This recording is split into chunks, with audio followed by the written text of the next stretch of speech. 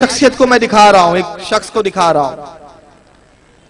ये किसी जमाने में पाकिस्तान में रहते थे, सऊदिया की रियाल की लालच में सऊदिया में जाके विराजमान हो गए।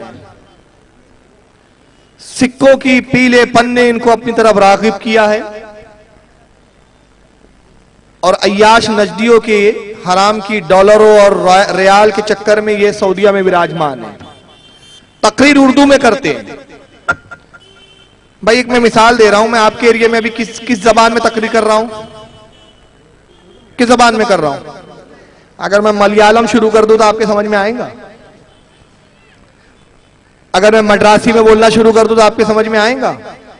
और मैं कहूंगा भाई आप बैठे जरूर है लेकिन ये तकरीर मलयालम वालों के लिए, आपके लिए नहीं है, तो आप कहेंगे साहब आए काहे के लिए आप यहां पर? अरे जब आप हमारे बीच आए तो हमारी जबान में तकरीर कीजिए। ये बैठे सऊदिया में अरबी में तकरीर नहीं करते, वहां से उर्दू में तकरीर करते हैं। किसके लिए? हिंदुस्तानियों के लिए। और हिंदुस्तानियों के लिए इसलिए तकरीर करते हैं कि यहां अगर वो तकरीर करेंगे इस तरह की तो इतने जूते पड़ेंगे कि सर का एक बाल भी नहीं बचेंगे। लिहाजा बेहतर यह है कि सऊदिया में जाके छुपो, 4x4 10x10 के कमरे में तकरीर करो, रिकॉर्ड करो, नेट पे डाल दो। कैसेटें आम करो, कैसेटें मुफ्त में बांटो। कैसेटें फ्री भी बट्टी है, पैसों से भी बट्टी है। अकीदा इंतहाई गंदा, दावा क्या मेले हदीस, हम हदीस पर चलने वाले, हम हदीस के मानने वाले, रुए जमीन पर हमसे ज्यादा हदीस समझने वाला कोई मौजूद ही नहीं है। ये दावे हैं।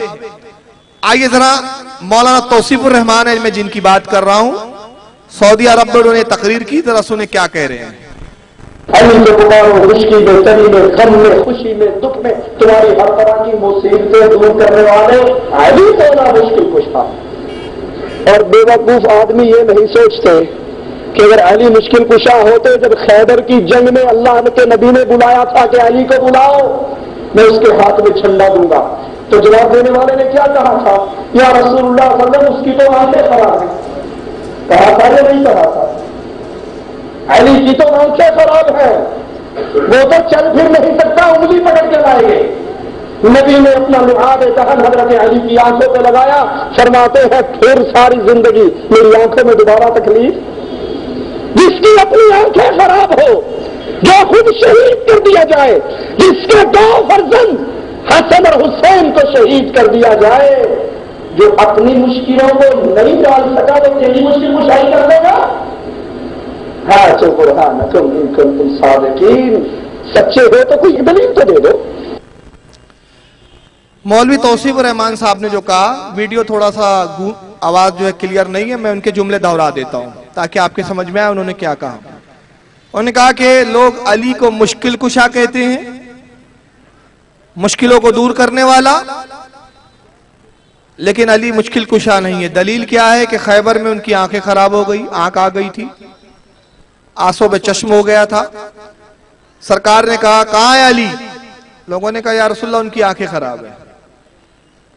कहा जिसकी अपनी आंखें खराब हो जाए वो कैसे मुश्किल कुशा हो सकता है? जिस पर खुद मुसीबत आए वो दूसरों की मुसीबत कैसे दूर कर सकता है?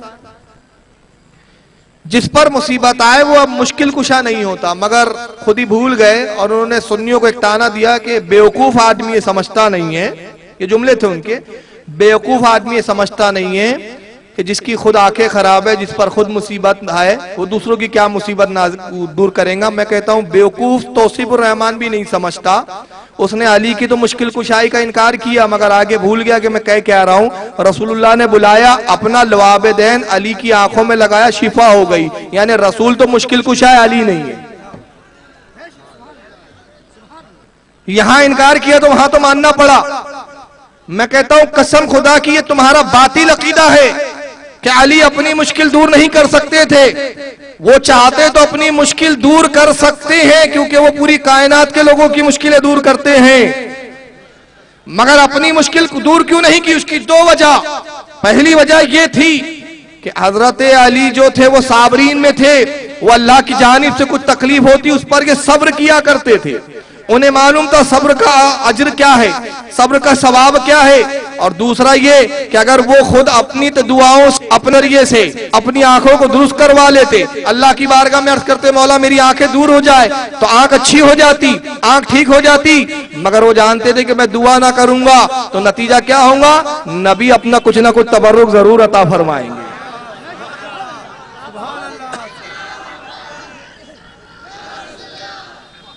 ये नबी के तबर्रुकात के हरीस होते थे। तो उन्होंने देखा मैं अपनी आंखें अपनी दुआ से दुरुस्त नहीं करवाऊंगा, अल्लाह के नबी आपका तबर्रुक चाहिए। तबर्रुक क्या था, नबी ने लवाबे दहन अली की आंखों में लगाया, अली की आंखें बीना हो गई, अच्छी हो गई।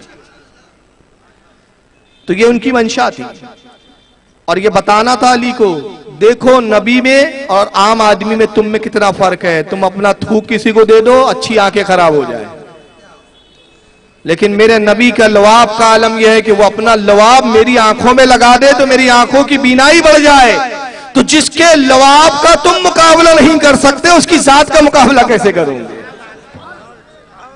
जिसके लवाब का मुकाबला नहीं किया जा सकता। अली मुश्किल कुशा है, ये मैं नहीं कह रहा हूं, रसूल कह रहे हैं। आइए जरा हदीस पाक सुने। अन ज़ैद इब्न अरकम रज़ियल्लाहु ताला, ज़ैद इब्न अरकम रज़ियल्लाहु ताला रिवायत करते हैं अन नबी सल्लल्लाहु अलैहि वसल्लम, वो कहते हैं कि अल्लाह के नबी करीम सल्लल्लाहु अलैहि वसल्लम से मैंने रिवायत किया, काल सरकार ने इरशाद फरमाया, मन कुन्तु मौलाहु फअलियुन मौला। अल्लाह के रसूल फरमाते, लोगों जान लो जिसका मैं मौला हूं अली भी उसका मौला है, जिसका मैं मददगार हूं अली भी उसका मददगार है, जिसकी मुश्किल मैं दूर कर सकता हूं अली भी उसकी मुश्किल दूर कर सकता है। मन कुन्तु मौलाहु फअलियुन मौला, जिसका मैं मौला अली उसका मौला। और कुरान में अल्लाह कहता है मैं भी मौला हूं। पढ़ते नहीं है आप, अंत मौलाना फंसुरना अलल कौमिल काफिरीन। ऐ परवरदिगार तू ही हमारा मौला है, तू ही हमारा मौला। तो मौला अल्लाह भी, मौला रसूल भी, मौला अली भी। तो अब बात समझ में नहीं आई कि भाई तीन मौला कैसे हो सकते हैं? इनके यहाँ तो शिरक हो गया। हम कहते अल्लाह का मौला होना जाती है, इनका मौला होना अताई है।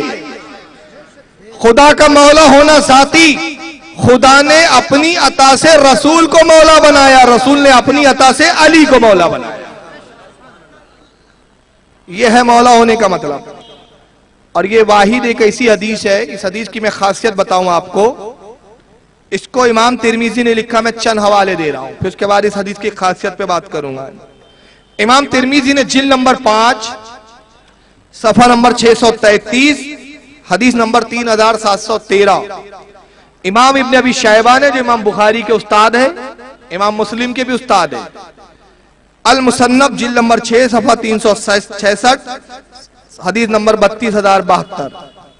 और इसको अल मुसन्नफ में इमाम अब्दुल रज़्ज़ाक ने, जो इमाम बुखारी इमाम मुस्लिम के उस्ताद है, अल मुस्तदरक में इमाम हाकिम ने, माजुमुल कबीर में इमाम तबरानी ने, खतीब बगदादी ने तारीख बगदाद में, अल्लामा इमाम हैसमी ने मजमउ ज़वाइद में, इमाम इब्ने आसिम ने अस्सुन्ना में, इमाम हुसामुद्दीन हिंदी ने कंजुल उम्माल में, और अल्लामा इब्ने कसीर ने अल बिदाया व निहाया में भी नकल किया है। और भी लोगों ने लिखा। इतनी तखारीज है कि आप जमा करते करते, यानी इतने हदीस के हवाले किताबों के हैं कि लिखते लिखते थक जाएंगे। ये दुनिया हदीस की वाहिद हदीस है। इस हदीस की खासियत बता रहा हूं जिसमें सरकार ने कहा मैं जिसका मौला अली उसका मौला। ये ज़खायर कुतुब हदीस में वाहिद हदीस है जिसके रावी 20 सहाबा इकराम है। कितने रावी है इस हदीस के? 20। और इससे बड़ी बात मैं आपको बताऊं, उन 20 साहबी में रूए जमीन पर जितनी कुतुब हदीस पाई जाती है, जितनी हदीस की किताबें हैं, मन कुंतो मौला वाली ये हदीस, ये खास ऐसी हदीस है, ये वाहिद एक ऐसी हदीस है कि जिसके रावियों में 10 अशरे मुबशरा है। कोई ऐसी हदीस नहीं जिसपे 10 अशरा मुबशरा जन्नती सहाबी जमा हो गए हो। तो अब जिस पर जिनको नबी ने बशारत दी ये जन्नती है, तो जब जन्नतियों ने अली को मौला मान लिया तो बात समझ में आ गई कि मौला वो मानते हैं जो जन्नती होते।